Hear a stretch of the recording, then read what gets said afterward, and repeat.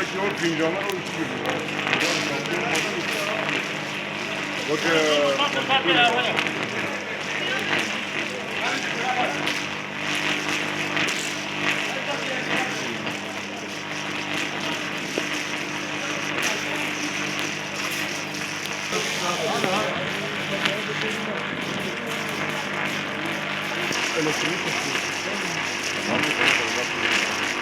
belki orada da oraya da akın gelen adamlar bile maskeni, maskeni, kendi kaldırırken yere yapıyor.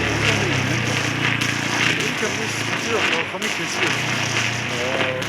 Onu görüyor.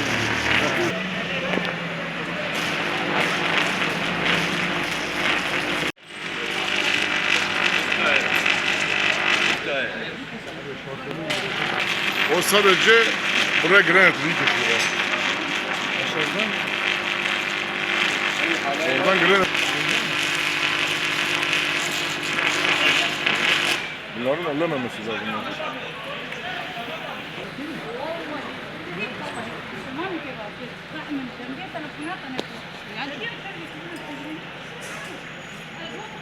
Alo. Abla. Giriyor, herkes indiremiyor kolu.